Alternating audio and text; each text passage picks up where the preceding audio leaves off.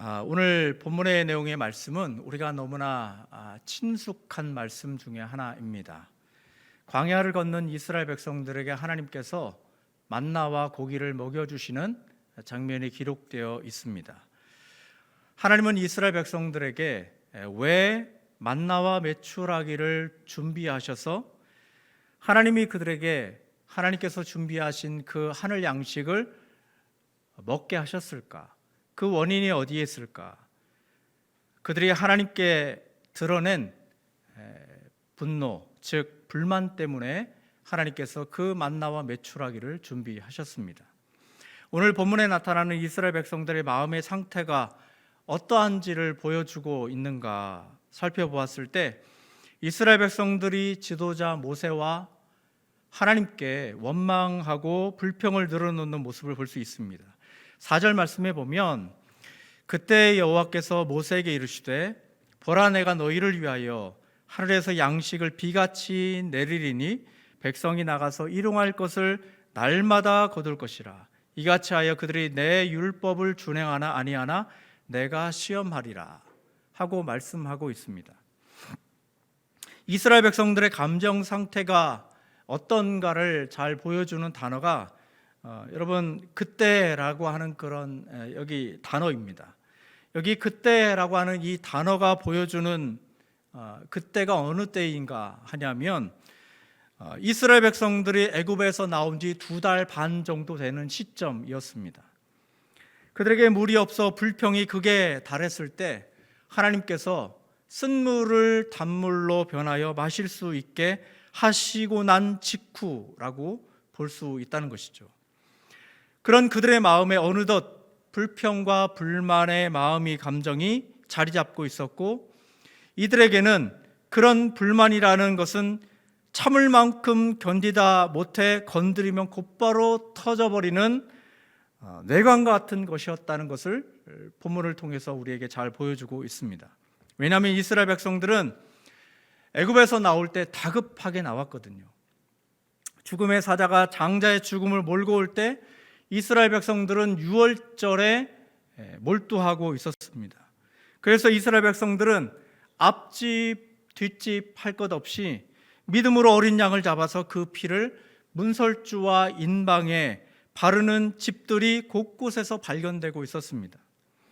그렇게 죽음의 사자가 장자의 목숨을 빼앗아가는 것을 보고 애굽이 국상을 치르고 있을 때 이스라엘 백성들이 애굽에서 나오게 되었거든요.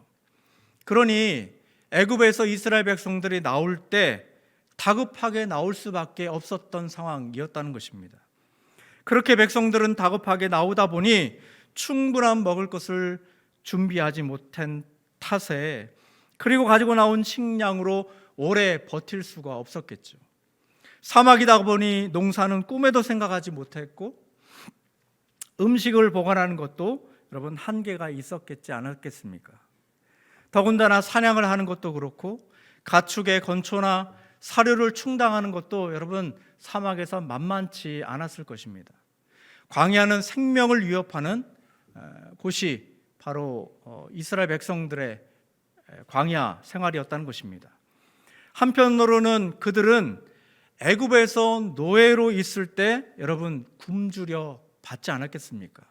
또 배고파 보았을 것입니다.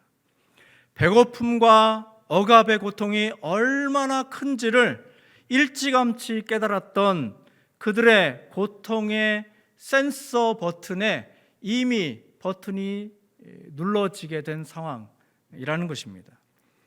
여러분 사람에게 이 원망이 찾아오는 이유는 고통이 있기 때문에 그래요. 배고픔의 고통, 또 아픔의 고통, 그리고 외로움의 고통 등 다양한 고통이 우리의 삶 가운데 그런 원망을 불러오지 않겠습니까? 이 고통이 견디다 힘드니까 보호와 치료를 원하는 대상에게 원망과 불평을 늘어놓는 것입니다. 그 고통에서 벗어날 수 있게 해달라는 요청 아니겠어요?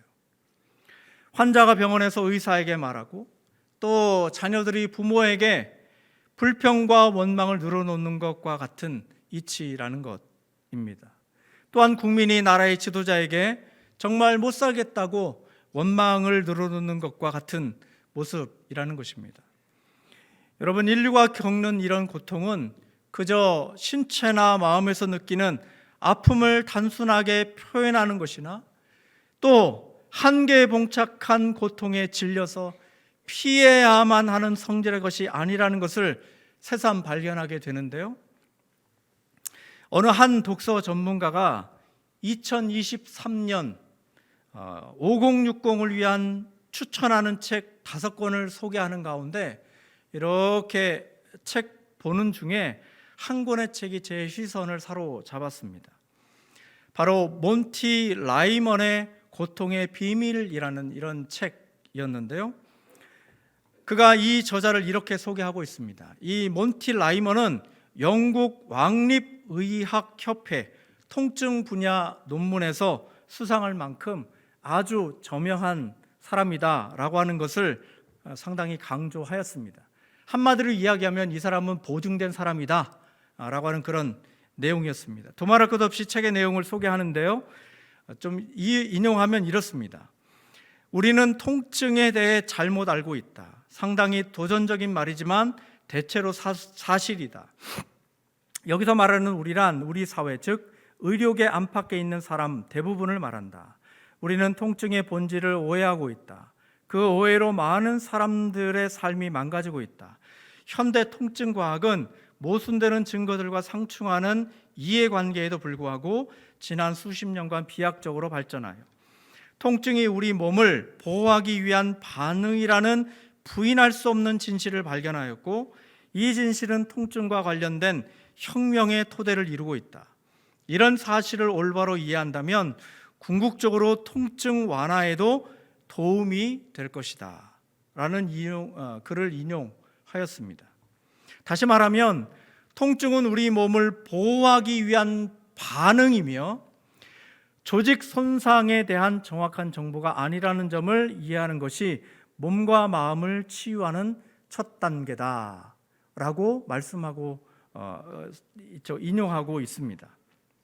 그래서 통증은 우리를 지켜주는 보디가드이자 수호천사다라고 하는 것을 이야기해 주고 있는 것입니다.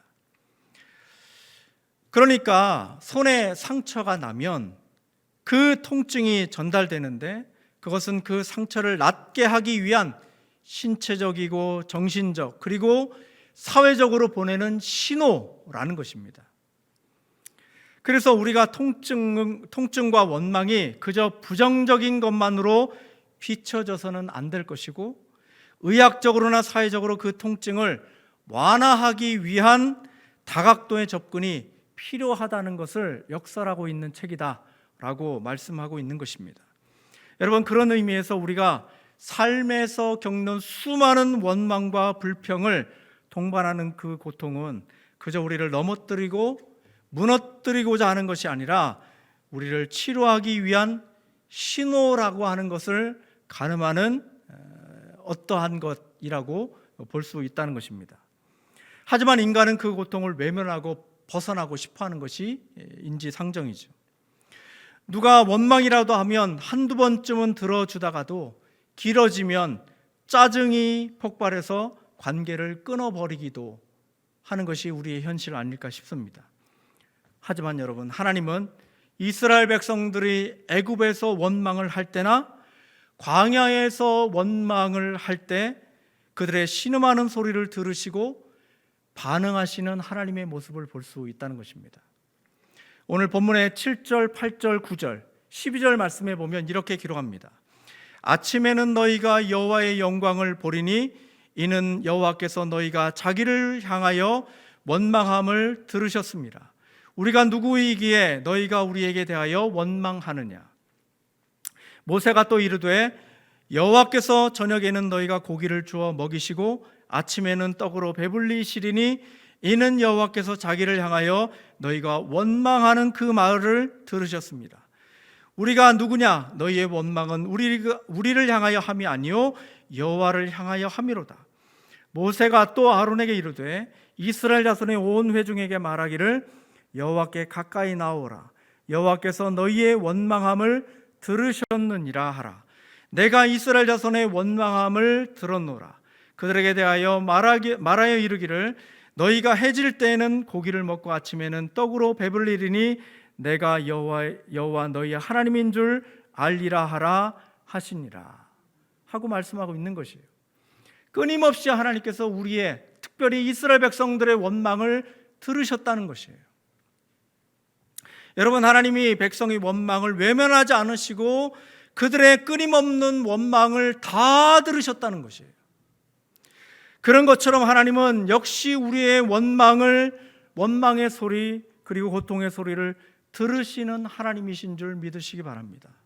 오늘도 우리의 다양한 곳에서 들려오는 그 고통의 소리를 우리 하나님이 들으신다는 사실을 여러분 깨달으시고, 우리 하나님 앞에 그 고통을 안고 하나님 앞에 담대히 나아가시는 저와 여러분의 모습이 있기를 주님의 이름으로 소원합니다. 그렇게 하나님이 그들의 음성을 듣고 무엇을 준비하셨는가? 만나와 메추라기를 준비하셨어요. 왜 배고프고 목마른 그들에게 그와 같은 만나와 메추라기를 준비하셨는가? 그것은 그들의 고른 배를 채우고 마른 목을 축이는 것 외에 그들을 하나님께서 시험하시기 위하여 준비하셨다 하고 말씀하고 있습니다. 4절 말씀에 보면 그때 여호와께서 모세에게 이르시되 보라 내가 너희를 위하여 하늘에서 양식을 비같이 내리리니 백성이 나가서 일용할 것을 날마다 거둘 것이라.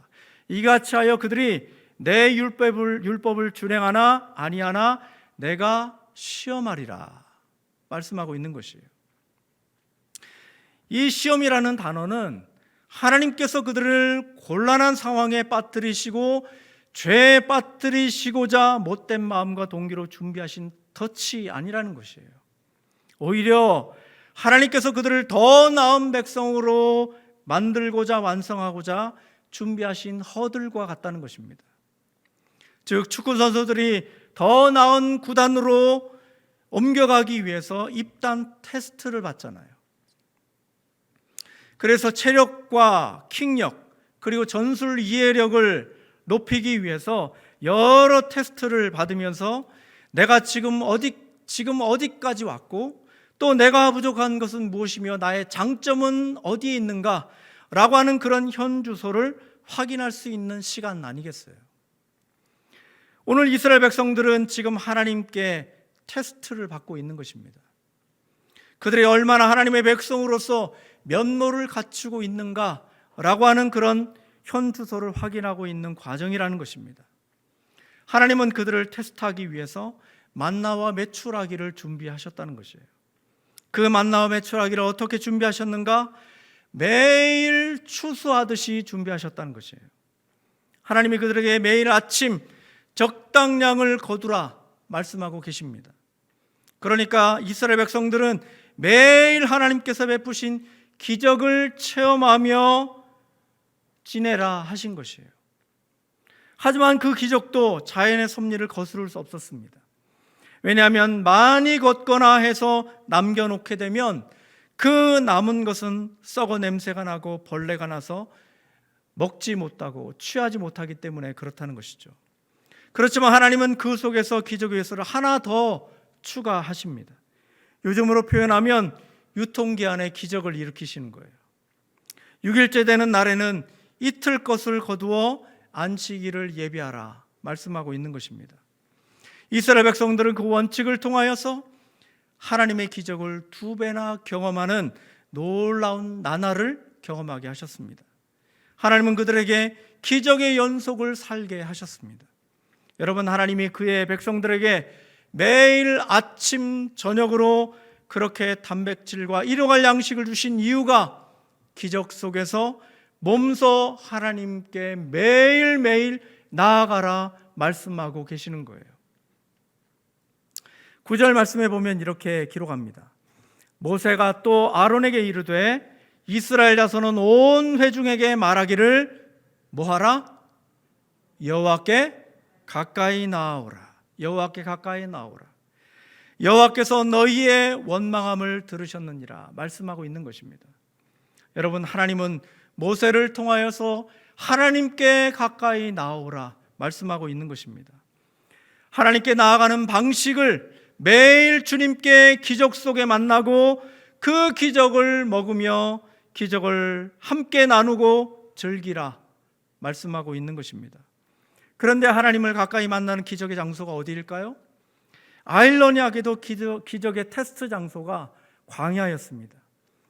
그 무대를 선택하신 분이 바로 하나님이세요. 왜 하나님은 광야로 그들을 인도하셨을까? 적어도 두 가지 측면이 있다고 생각합니다. 첫째는 오직 하늘만 바라보라 말씀하고 있기 때문이 아닐까 싶어요. 사막은 물도 없고 먹을 것이 없는 곳입니다. 더 나아가 사막은 신변의 보호를 느끼기에 한계가 있는 곳 아니겠어요? 사막은 모래바람이 언제 불어닥칠지 알 수 없는 곳이기도 하고, 또 사막은 주변의 약탈과 목숨을 노리는 위협의 요소가 그들을 목숨을 노리고 있는 것이 사실이었습니다. 그래서 광야는 더더욱 안전이 요구되는 곳이기도 하였습니다.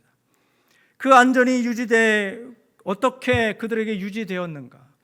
여러분, 하나님의 인도하심인 불기둥과 구름기둥이 그들을 매일 매 순간 감싸고 있었습니다.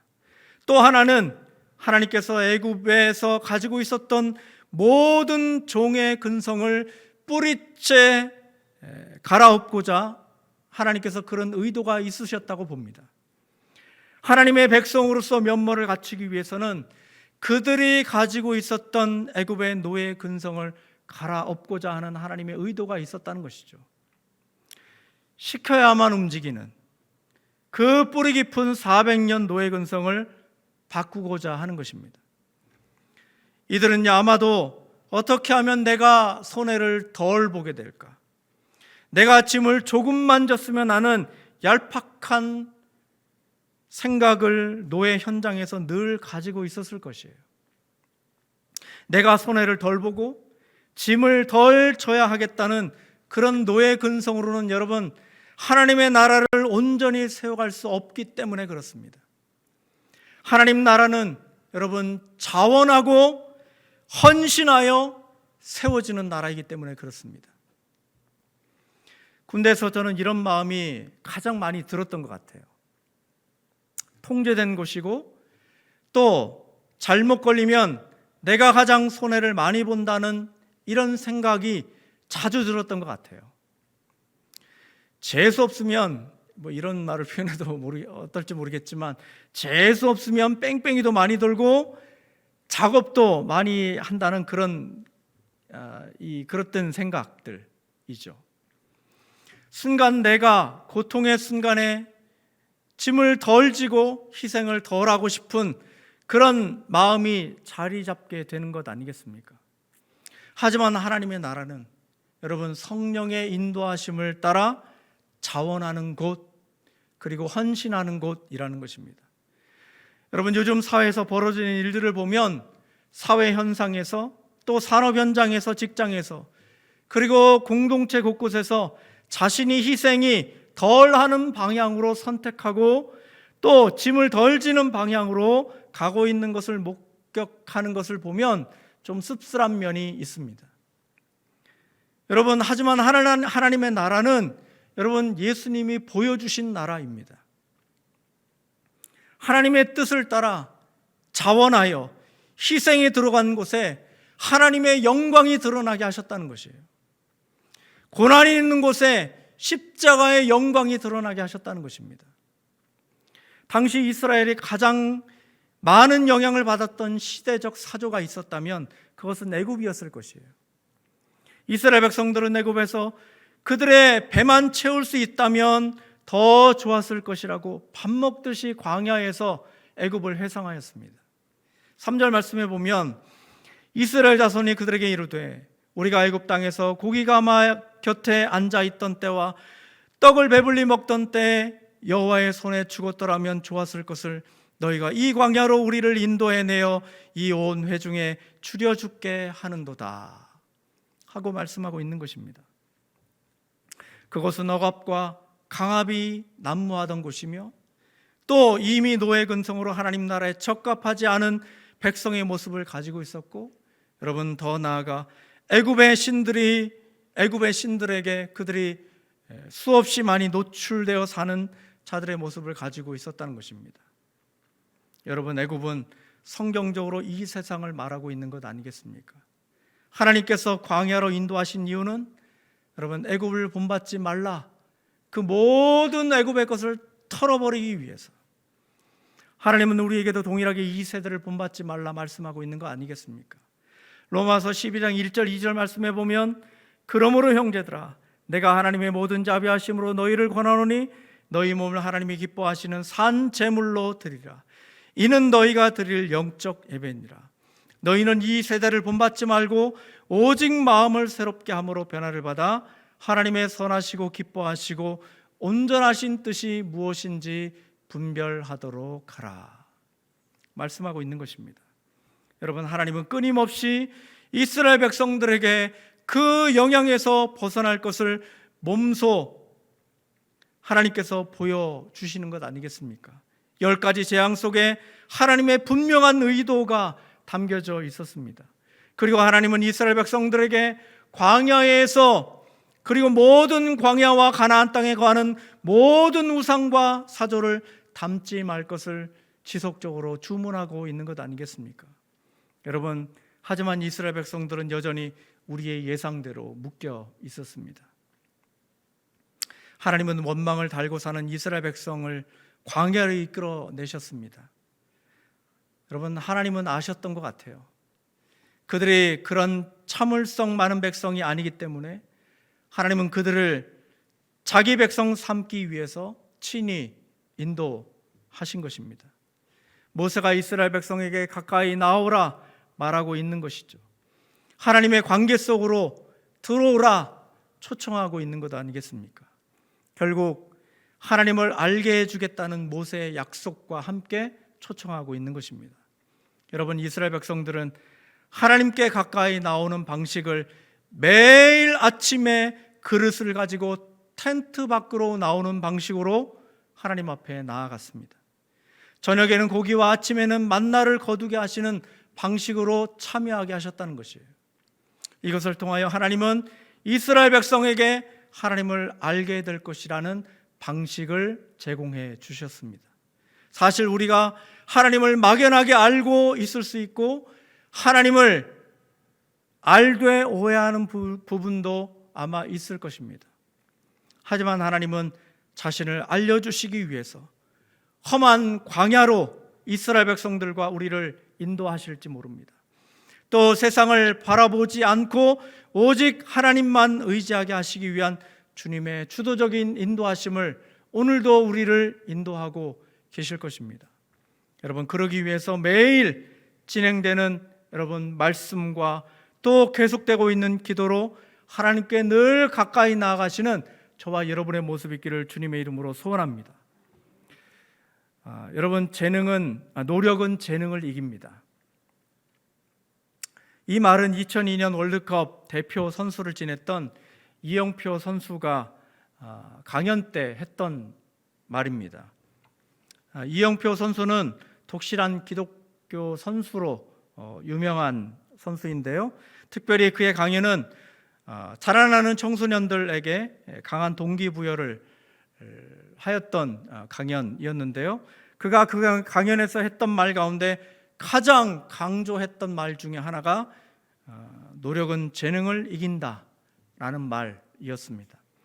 그가 그렇게 말하는 이유 중에 하나는 그가 그렇게 산 결과를 냈기 때문에 그렇습니다. 그리고 그것을 증명해낸 최고 정점에 있는 사람이기 때문에 설득력이 있는 것 아니겠어요? 그는 원래 학창시절에 축구를 잘하는 선수가 아니었다고 합니다. 하지만 어느 날 이런 생각이 들었대요. 내가 축구를 좋아하는데 참 잘하지는 못한다. 그런데 참 잘하고 싶다. 그러기 위해서 운동장에서 공중으로 뜬 볼이 모두 다 내 볼로 가져왔으면 좋겠다 라고 하는 생각이 들었다는 것이에요. 그러면 내가 빨라야 될 터인데, 그래서 그때부터 시작한 것이 매일 줄넘기 2단 뛰기 2000번씩 하는 결심을 하였다는 것이에요. 처음부터 할 수 있지는 않았다고 합니다. 그래서 그는 꾸준하게 그 숫자를 늘려가면서 노력을 기울였다는 것이에요. 그는 매일 한 번도 쉬지 않고 2단 뛰기 2,000개를 한 번에 할 수 있을 때까지 쉬지 않고 뛰었다고 합니다. 그리고 은퇴할 때까지 쉬지 않았다는 것을 강조하고 있더라고요. 그래서 선수 시절에 공중에 뜬 볼은 모두 자신이 소유할 수 있게 되었노라고 그렇게 이야기하였습니다. 여러분, 그 후로 제 책상 앞에는 노력은 재능을 이긴다, 이영표 이렇게 써놨습니다. 그렇게 붙여놓고 저도 개인적으로 결심한 게 하나 있습니다. 매일매일 영어 성경을 번역하기 시작하였습니다. 물론 가끔 꾀가 나서 저도 빼먹는 날이 있긴 하지만요, 지금까지 잘 감당하고 있습니다.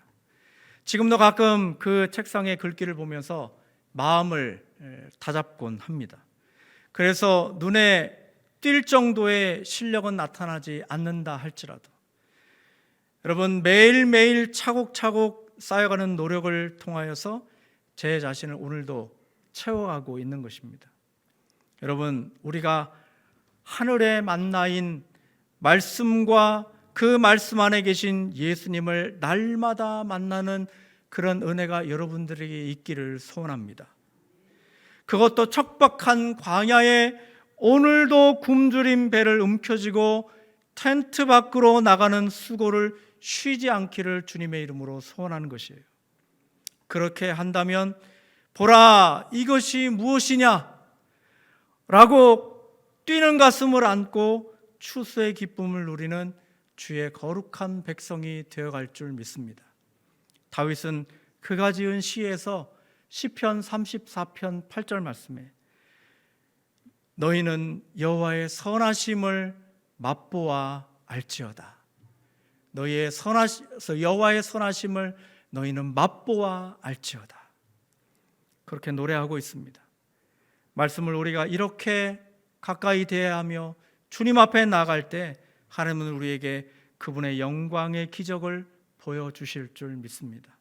아무쪼록 우리가 이 세상을 본받지 아니하고 오직 매일매일 주어지는 여호와께 가까이 나아가는 것을 통하여서 하나님의 테스트를 통하여 그분의 영광을 발견하며 그분의 기쁨을 날마다 체험하고 경험하는 그런 모든 믿음의 성도들 2023년 한 해 다 되시기를 주님의 이름으로 축원합니다.